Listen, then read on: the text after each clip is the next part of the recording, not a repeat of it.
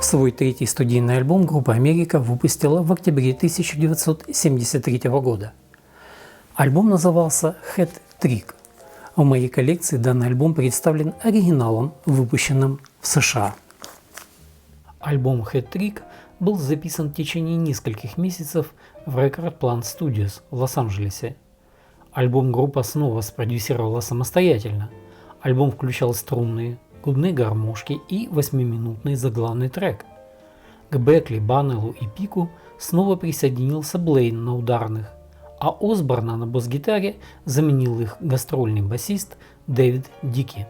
Америка впервые использовала струнные аранжировки на альбоме при содействии Джима Эда Нормана, который работал со многими известными исполнителями, включая группу Eagles.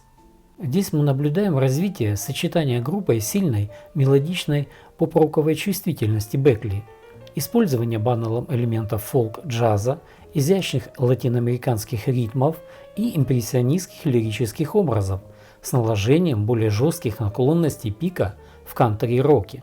Как-то Дьюи вспоминал: «Первые 3 альбома я объединяю почти потому, что мы писали последовательно и были очень плодовиты. Тогда у нас действительно была полная голова. Мне нравятся первые 3 альбома, и я могу слушать их до сих пор, хотя не очень часто. Когда я это делаю, я всегда вспоминаю звучание, которое мы пытались получить.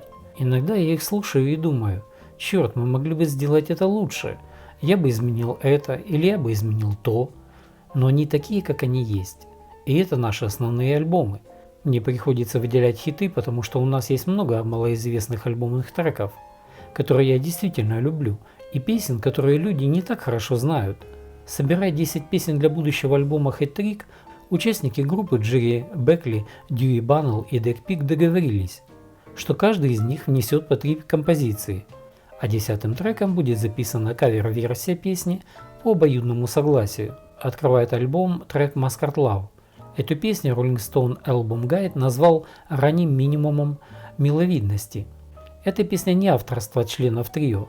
Она была написана Уиллисом Рэмси. В песне описывается романтическая связь между 2 антропоморфными андаторами по имени Сьюзи и Сэм. Первоначально песня называлась Masquerade Candlelight, ссылаясь на вступительные слова этой песни. Дэвид Дики, игравший на бас-гитаре в группе, привлек внимание группы к этой песне. По словам Бекли, для нас это звучало как очень блюзовая, причудливая мелодия. Мы просто чувствовали, что она причудливая и коммерческая, и мы ее доработали. Дэн Пик вспоминал, что американский лейбл Warner Brothers ненавидел трек и умолял нас не выпускать его как сингл. Мы были глупы, что настаивали на этом. Нам понравилась эта песня за ее легкую акустическую гармоничную красоту. Мы не понимали, что, возможно, она была плохо подобрана для нас, чтобы сохранить довольно модный имидж, который мы держали. В интервью 2012 года Джерри Бекли сказал о песне Mascot Love: «Это противоречивая маленькая песня. После концертов некоторые люди говорят нам, что не могут поверить, что мы ее не играли, в то время как другие изо всех сил благодарят нас за то, что мы ее не исполняли». Песня была выпущена как сингл и поднялась до 67-го места в чарте синглов. А когда эту песню всего 3 года спустя перепели Cape Town and Tenille, она поднялась уже до 4-го места. С учетом песенного материала предыдущих 2 альбомов достижения не впечатляют, так как больше ни одна песня 3-го альбома трио в чарты не попала. Сам альбом Hat Trick достиг 28-го места в чартах альбомов. Когда компания Music on Vinyl взялась в 2013 году за переиздание части раннего каталога Америка, они пропустили альбом Hat Trick, сразу перейдя к следующим альбомам трио Holiday и Hearts, но все-таки переиздали его через несколько лет в 2021 году в отличном исполнении на цветном виниле. Хороший коллекционерный экземпляр, изданный в ограниченном количестве. Песням этого альбома, по мнению критиков, не хватало душевных фолк-роковых мелодий и вдумчивого написания текстов песен, которые преобладали в предыдущих альбомах группы. Вторая песня альбома – это Wind Wave. Это неплохая песня, но особого внимания к себе не привлекает. Далее следует песня She's Gonna Let You Down, который открывается необычно, в стиле Элтона Джона соло на фортепиано. Приятно запоминающаяся музыкальная аранжировка, хорошая работа инструментальной секции. Это одна из лучших песен этого альбома. Следующая песня Rainbow Song весьма приятная и ничем не хуже предыдущей. Песня исполнена в стиле ранних работ группы, как в инструментальном плане, так и в содержании текста. Соло на саксофоне, которое завершает песню, придает ей джазовый оттенок.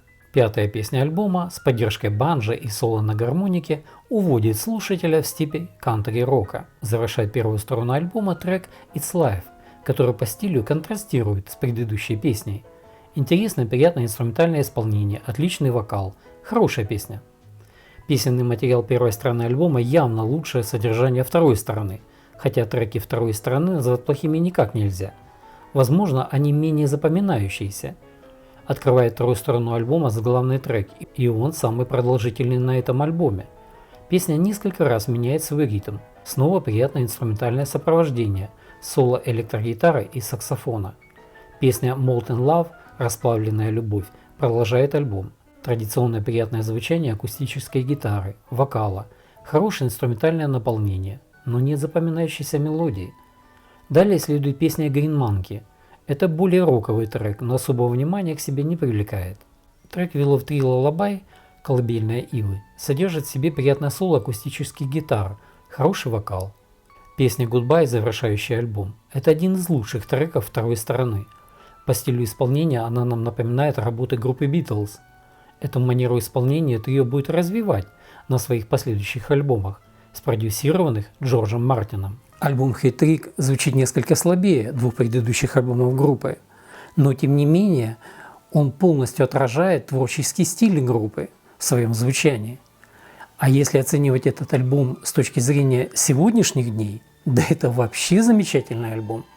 В том же 1973 году Дэниел Милтон Пик женился на Кэтрин Маббери, которая не только стала спутницей его жизни, но и помощником в творческом процессе создания песенного материала.